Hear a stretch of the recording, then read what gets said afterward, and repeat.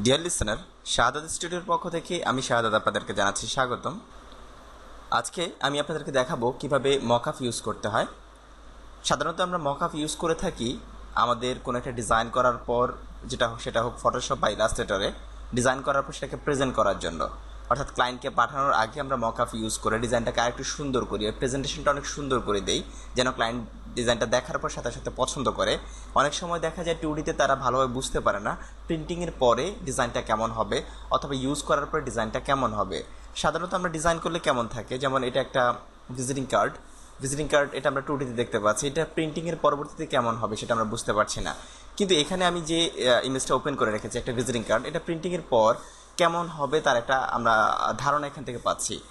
আর এই ধারণাটা আমরা যদি সরাসরি এই জিনিসটাকে ক্লায়েন্টের কাছে পাঠাই তাহলে ক্লায়েন্ট নিজেও বুঝতে পারবে, কিন্তু আমরা যদি এই সিনারিওটা পাঠাই তাহলে ক্লায়েন্ট বুঝতে পারবে না এবং তার কাছে পছন্দ হবে না, এটাই স্বাভাবিক। তো চলুন আমরা দেখি কিভাবে এইরকম একটা 2D ডিজাইনকে আমরা মকআপের মাধ্যমে প্রেজেন্ট করে এইরকম অ্যাট্রাকটিভ করতে পারি। তো এরকম সুন্দর করে আমরা প্রেজেন্ট করার জন্য অ্যাকচুয়ালি মকআপ ইউজ করব। মকআপটা আমরা কোথায় পাবো? ফার্স্ট কথা হচ্ছে এটা, মকআপটা আপনি যদি চান তাহলে আপনি গুগলকে ইউজ করতে পারেন। যেমন আপনি গুগলে গিয়ে সার্চ করতে পারেন আপনি কিসের মকআপ চাচ্ছেন, লাইক আপনি চাচ্ছেন ভিজিটিং কার্ডের, আপনি business card mockup free download লিখে যদি সার্চ করেন অনেকগুলো ওয়েবসাইট পেয়ে যাবেন। সেখানে প্রচুর পরিমাণ, যেমন এখানে 35 free business card mockup with smart object খুব সুন্দরভাবে আছে। আমরা প্রথম যেটা আছে এটাকে ওপেন করি। এরকম আরও অনেকগুলো আছে, যেমন এখানে 100+ বিজনেস কার্ডের মকআপ রয়েছে। আপনি জাস্ট কিছু সাইট ভিজিট করলে হয়তো বা পেয়ে যাবেন সেখান থেকে। দেখেন এখানে এসে মকআপগুলো স্যাম্পলগুলো সহ দেওয়া আছে, লোড হচ্ছে। যেমন এটা একটা মকআপ, আপনার সাথে ডাউনলোড লিঙ্ক দেওয়া আছে, আপনি সেটা ডাউনলোড করে নিতে পারেন। এটা একটা মকআপ, আপনি যদি এই মকআপটা ডাউনলোড করে ইউজ করেন তাহলে ঠিক এটার ভিতর দিয়ে আপনার ডিজাইনটাকে দেখা যাবে। যেমন এটা আরেকটা মকআপ, এটা খুব সুন্দর একটা মকআপ, এখানে কাটা অর্ধেকটা দেওয়া আছে এরকম। এটা একটা মকআপ দেখতে পাচ্ছি, এটা আরেকটা মকআপ দেখতে পাচ্ছি, এটা একটা মকআপ দেখতে পাচ্ছি। যেমন একজন হাত দিয়ে ধরে আছে, প্রিন্টিংয়ের পরে এটা হাত দিয়ে ধরলে এরকম দেখা যাবে, এটা এখান থেকে বোঝা যাচ্ছে। যেমন এটা বইয়ের উপর কিছু মকআপ আছে। তো আপনারা এখান থেকে দেখে যেটা আপনাদের ভালো লাগে সেরকম ডাউনলোড করতে পারেন। প্রচুর পরিমাণে মকআপ রয়েছে অনলাইনে। আপনাদের সুবিধার্থে আজকে আমি এই দুইটা মকআপের ডাউনলোড লিঙ্ক ডেসক্রিপশনে দিয়ে দিলাম। এই দুটা মকআপ আসলে পেইড, অর্থাৎ টাকা দিয়ে কিনতে হয়, বাট আমি আপনাদেরকে ফ্রি ডাউনলোড করার অপশনগুলো দিয়ে দিয়েছি নিচে ডেসক্রিপশনে। আশা করি আপনারা সেখান থেকে ডাউনলোড করে এই দুটা মকআপকে ইউজ করতে পারবেন। এবার ডাউনলোড করার পরে আপনারা কীভাবে ইউজ করবেন আমি সেটা আপনাদেরকে দেখাচ্ছি। তো আমি ধরে নিচ্ছি আপনারা আপনাদের পছন্দের কোনো একটাকে খুঁজে নিয়েছেন। তো আমি জাস্ট আমার কাছে যে মকআপ আছে সেখান থেকে একটাকে ওপেন করি, লাইক আমি এই মকআপটাকে ওপেন করছি। আপনারা ডাউনলোড করার পরে মূলত এরকম একটা পিএসডি ফাইল পাবেন, যে পিএসডি ফাইলটা আপনাদের ওপেন করতে হবে অ্যাডোবি ফটোশপে। ওপেন করার পরে আপনারা এরকম দেখতে পাবেন। দেন পিএসডি ফাইলটা ওপেন করে আপনি একটু ডান পাশে, অর্থাৎ লেয়ার যে অপশনটা আছে, লেয়ার অপশনটা দিকে একটু খেয়াল করবেন। এখানে দেখেন দুইটা ডিজাইন দেখা যাচ্ছে, অর্থাৎ একটাতে আপনি ফ্রন্টটা ইউজ করবেন, যেহেতু ভিজিটিং কার্ড সেক্ষেত্রে দুইটা পার্ট থাকবে, একটা ফ্রন্ট পার্ট একটা ব্যাক পার্ট। তো দুই পার্টে আপনি দুইটাকে ইউজ করলে ক্লায়েন্টকে যখন পাঠাবেন সে খুব সহজেই ধরতে পারবে যে প্রিন্টিংয়ের পরে তার ডিজাইনটা কেমন হবে। তো এবার আসি, এখানে আমি কোন পার্টে কোনটা বসাবো, কোন পার্ট কীভাবে বসাবো সেই জিনিসটা। যে কোনো মকআপ ওপেন করার পর আপনি দেখতে হবে ফার্স্ট টাইম লেয়ার অপশন যেটা আছে, লেয়ার অপশনটাকে দেখবেন। সেই লেয়ার অপশনের ভিতরে যদি ভিজিটিং কার্ডের ক্ষেত্রে হয় সেক্ষেত্রে বা অন্যান্য সব ক্ষেত্রে লেখা থাকবে একটা স্মার্ট অবজেক্ট আমরা দেখতে পাবো এরকম, যেখানে দুইটা অপশন দেখতে পাচ্ছি এবং দুইটাকে আলাদা কালার দিয়ে রেখেছে। এটা আবার অবশ্য অনেক মকআপে থাকে না, কিন্তু দুইটা শব্দ সবসময় থাকবে, একটা ফ্রন্ট একটা ব্যাক। দেখেন আমি যখন ব্যাক পার্টটার যে আইটা আছে এটাকে ইনভিজিবল করে দিচ্ছি, তখন আমি বুঝতে পারছি যে এখানে যদি আমি পরিবর্তন করি বা এটার মাধ্যমে যদি এটাকে পরিবর্তন করি, ব্যাক পার্টে কোনো কিছু বসালে সেটা এটার মাধ্যমে দেখা যাবে। তো চলুন দেখি আমি এইটার জায়গায় কীভাবে আমার ডিজাইনটাকে আমি বসাবো। তো আমার ডিজাইনটাকে বসানোর জন্য শুরুতে আমার ডিজাইনটাকে কপি করতে হবে। আমি ধরে নিচ্ছি এটা আমার, যেমন আমি ফার্স্ট যেটা চাচ্ছি ব্যাক পার্ট যেটা আছে, ব্যাক পার্টটা অর্থাৎ প্রথম পার্টে আমি এটাকে বসাবো। তো আমি ব্যাক পার্টটাকে নিয়ে আসি, এটা আমার ব্যাক পার্ট আমি ধরে নিচ্ছি। ব্যাক পার্ট আমি কতটুকু রাখবো আমি সেটাকে সিলেক্ট করে নিচ্ছি, যে এতটুকু অংশকে আমি দেখাতে যাচ্ছি। দেন Ctrl+Shift+C, অর্থাৎ আমার সিলেকশনের ভিতরে যতটুকু অংশ আছে সবটাকে একসাথে সিলেক্ট করার জন্য Ctrl+Shift+C দিতে হয়। যদি Ctrl+C দেই তাহলে শুধুমাত্র একটা লেয়ার কপি হবে, যে লেয়ারটা সিলেক্টেড আছে।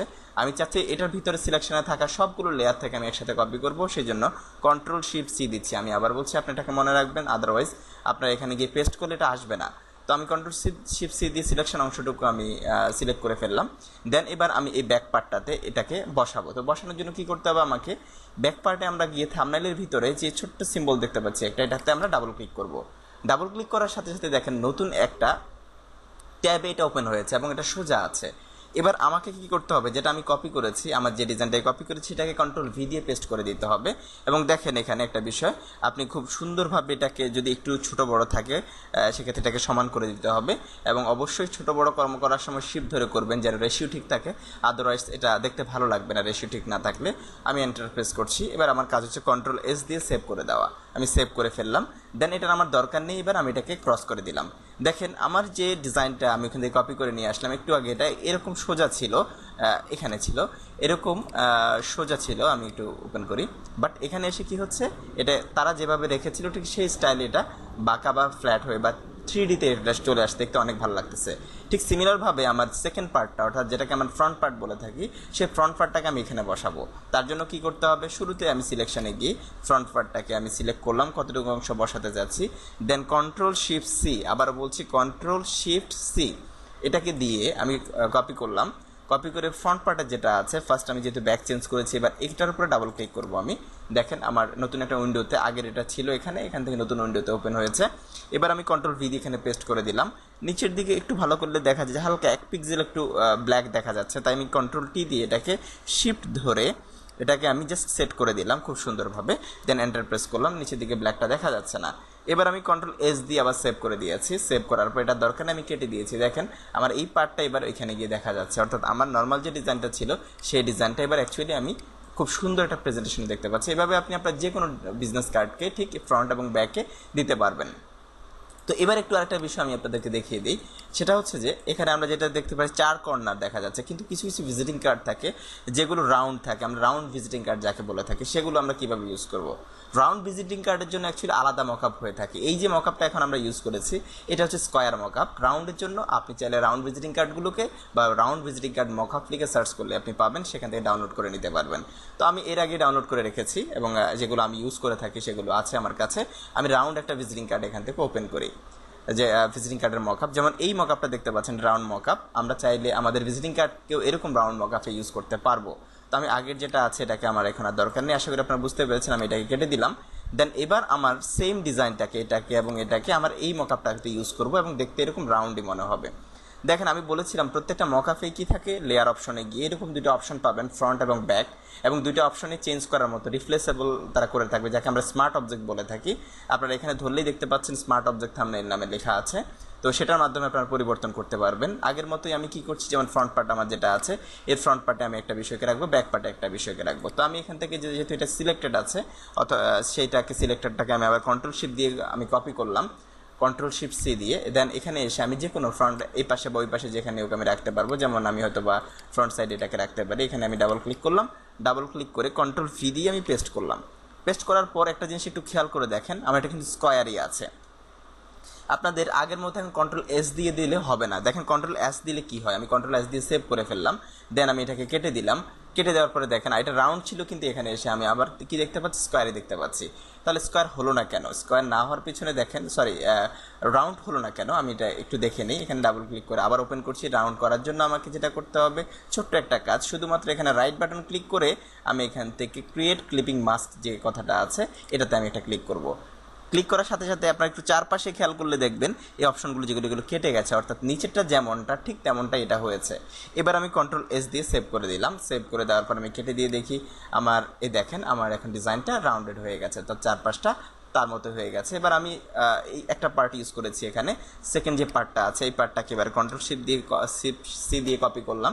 কপি করে এবার আমি এখানে বসাতে চাই, তাহলে আমাকে কি করতে হবে, সেকেন্ড যে ব্যাক পার্টটা আছে এই পার্টটাতে আমি গিয়ে ওপেন করলাম। ওপেন ডাবল ক্লিক করে ওপেন করে কন্ট্রোল ভি দিয়ে পেস্ট করলাম। ঠিক সেমভাবে আগের মতোই রাইট বাটন ক্লিক করে ক্রিয়েট ক্লিপিং মাস্কে ক্লিক করবো। দেখেন চারপাশ এটা রাউন্ড হয়ে গেছে, অর্থাৎ এটার আলোকেই সেটা সে কেটে দিয়েছে, তার ভিতরে মাস্কিং করে নিয়েছে। এবার আমি কন্ট্রোল এস দিয়ে সেভ করে নিলাম। সেভ করে নেওয়ার পরে এটাকে আমি কেটে দিলাম। দেখেন আমার দুইটা পার্টি রাউন্ডেড হয়ে চলে আসে, রাউন্ডেড দেখা যাচ্ছে এবং দেখতে অনেক অনেক ভালো লাগছে, যেটা আসলে 2Dতে পসিবল ছিল না। আপনি যদি ঠিক এভাবে ক্লায়েন্টের কাছে এটাকে পাঠান আপনার ডিজাইনটাকে, তাহলে ক্লায়েন্ট বুঝতে পারবে যে হ্যাঁ তার ডিজাইনটা বা তার যে বিজনেস কার্ডটা আছে এটা প্রিন্ট দেওয়ার পরে দেখতে এরকম হবে। বাট আপনি যদি ক্লায়েন্টকে এইভাবে পাঠিয়ে দেন তাহলে ক্লায়েন্ট পছন্দ করবে না, এটাই স্বাভাবিক।